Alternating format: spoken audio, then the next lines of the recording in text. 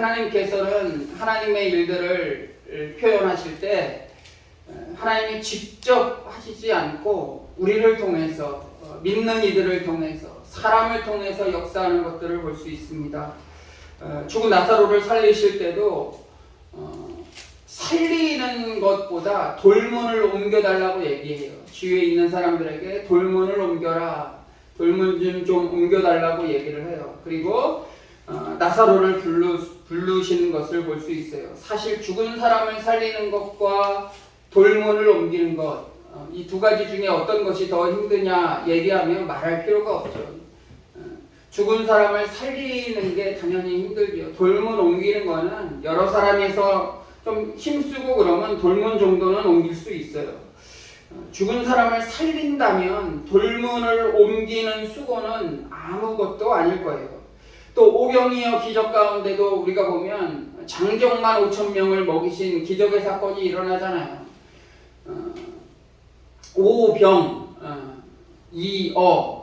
물고기 2마리와 보리떡, 떡 5덩이 가지고 장정 5,000명을 먹인 게 기적이지, 사실 어린아이가 가지고 온 그 음식을 가지고 제자들을 통해서 예수님 앞에 오기까지 그 옮겨주고 하는 게 그렇게 힘든 일은 아니라고 생각을 해요. 한 사람의 아주 조그만 희생을 필요로 하세요. 근데 주님께서 5,000명에게 뚝딱 하고 광주리 갖고 와라, 바구니 갖고 와라, 거기 그냥 먹을 걸 다 채워주시고 어디서 또 돈을 많이 가지고 와서 충분하게 배불리 먹일 수 있었지만 자기가 먹을 것, 그 조그만 것을 내어놓음으로 그 희생을 통해서, 그 조그만 희생을 통해서 제자들이 그것을 가지고 예수님 앞에 나올 때 장정 5,000명 이상의 장정들과 모였던 사람들이 배불리 먹었잖아요. 성경을 통해서 우리가 나오는 기적의 역사들을 보면 아주 우리의 힘으로 할 수 없는 것들은 다 하나님이 하시는데 아주 조그만 것이라도 우리에게 원하시는 것이 있어요. 우리가 해야 될 일들이 있어요. 우리가 그것을 안 하기 때문에 혹시 기적들을 맛보지 못하는 것이 아닌가 생각이 돼요. 아주 조그만 것, 우리에게 아주 조그만 것, 돌문 정도 옮겨주는 것, 우리가 한 끼 먹을 식사, 그냥 여러 사람이 먹을 수 있게, 아니 예수님 그냥 하루 종일 힘드셨으니까 예수님 드세요 하고 내 것을 예수님께 드렸던 그 어린아이의 그 순수한 마음에서 시작되는 것이 수천 명의 사람들을 배불리 먹고도 남을 양식을 만들었다는 거예요. 그런데 우리가 세상을 살다 보면 하나님의 이런 일들, 사명을 감당하다가 너무 바빠서 기도할 틈도 없고 말씀을 읽을 시간도 없고 또 뭐 세상 일이건 교회 일이건 이것저것 하다가 보면 육체적으로 영적으로 지쳐 있을 때가 있어요. 오늘 본문 말씀처럼 탈진의 상태, 육신의 탈진, 영적인 탈진이 올 때가 있어요. 그런 것들을 한 번쯤은 경험해 보셨을 거라고 생각이 돼요. 특히 교회에서 열심히 사역하는데 아무도 인정해 주지 않거나 사역을 열심히 하고 있는데 도움은 주지 못할지언정 방해만 하고 우리는 때때로 이런 상황에 놓여 있을 때 좌절하게 돼요. 이와 같이 영적인 탈진 상태가 우리의 모습 가운데 늘 이렇게 그런 상황이 주어진다는 것이죠. 지금 그러한 상황 가운데 있을 수 있고 또 여러 가지 몸이 지쳐서 내 육신이 쇠해져서 힘든 상태에 있을지 혹시 모르겠어요. 이런 분들에게 오늘 본문 말씀을 가지고 함께 은혜 시간을 나누고자 하는데, 오늘 본문에 나오는 이 선지자 중에 선지자,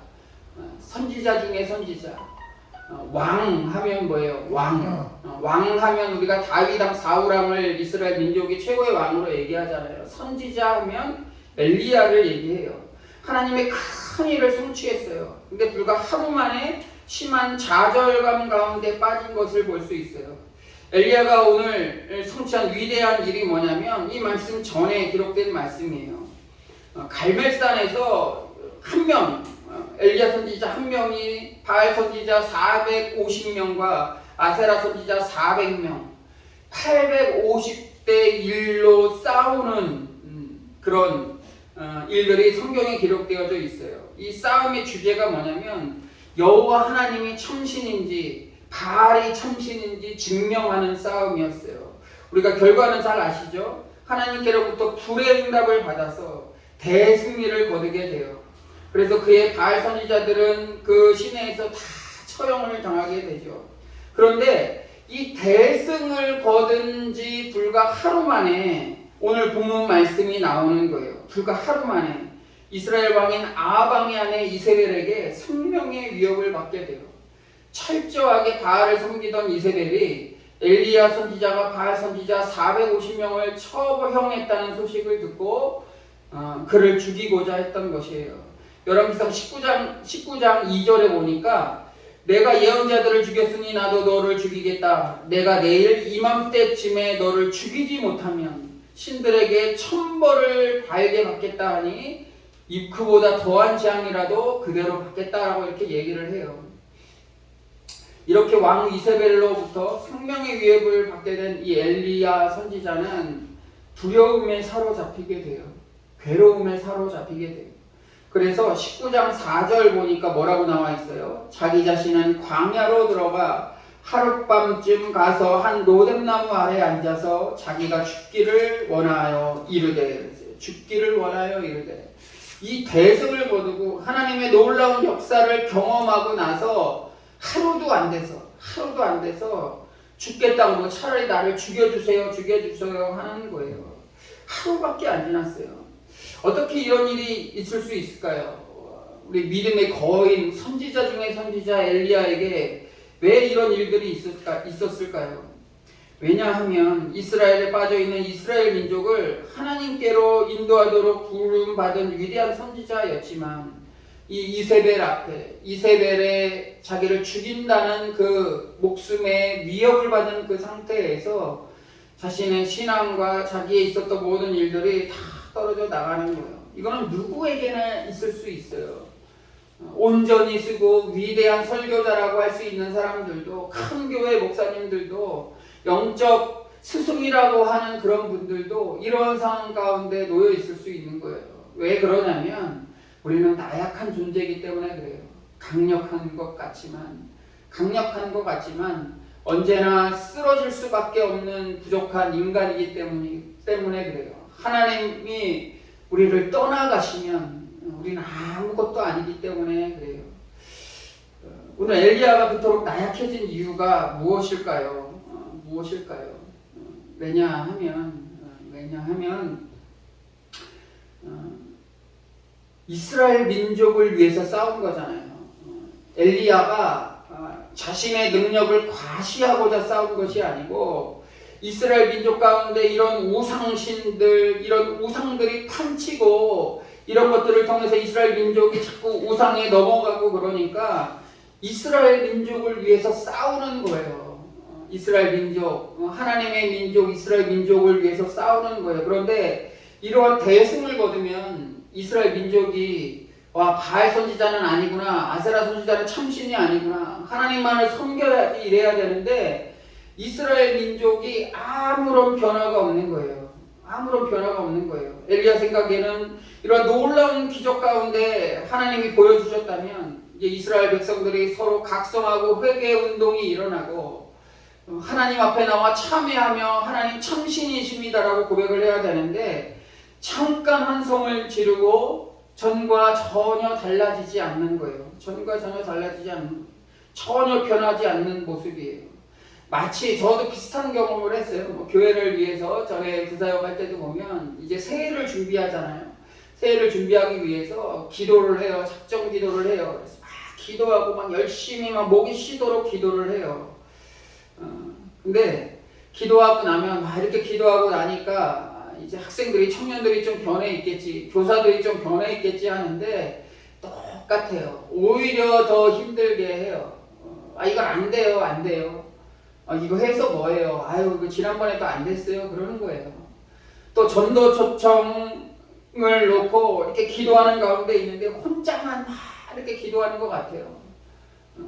기도하는 시간에 이렇게 릴레이 기도식으로 기도 시간을 정해줬는데 제 기도 시간에도 안 오는 사람들이 있고 별것도 아닌데 못 온다고 그러면 이게 낙심하게 돼요. 열심히 뭔가 해보려고 하는데 안 돼요. 아마 엘리야의 마음도 그렇지 않았을까 생각이 돼요. 최선을 다한 엘리야였지만 이러한 일들로 말미암아 낙심하게 되는 것이죠. 또 하나의 이유를 한번 생각해 봤어요. 그것이 뭐냐면 하나님께서 역사하셨지만 이렇게 놀라운 일들이 일어나면 다음 단계는 더 큰 일들이 일어나야 되잖아요. 이스라엘 민족이 각성하고 회개하고 또 이스라엘 민족이 더 강력해지고 이런 것들을 원할 텐데 이런 놀라운 기적 가운데 어떠한 결과가 나오냐면 자기의 목숨이 위협받는 상황까지 오는 거예요. 목숨이 위협받는 상황. 뭐 내년에 내가 힘을 잃어서 뭐 다음 달에도 아니고 그 다음 날 바로 자기의 목숨이 위험한 상황 가운데 놓여 있는 거예요. 놀라운 갈멜산의 승리 가운데 있었지만 그런 위협들이 오니까 이제 하나님이 나를 떠나신 것이 아닌가, 나를 떠나신 것이 아닌가. 그런 상황에 그런 생각을 이 엘리야가 했었던 것 같아요. 우리 역시 위대한 성공이나 거대한 성취 가운데 있을 때 어떤 조그마한 장애물과 같은 그런 것에 넘어질 때가 있다는 거예요. 하나님께서 지금까지 역사하셨지만 왜 이런 것에 역사하시지 않지?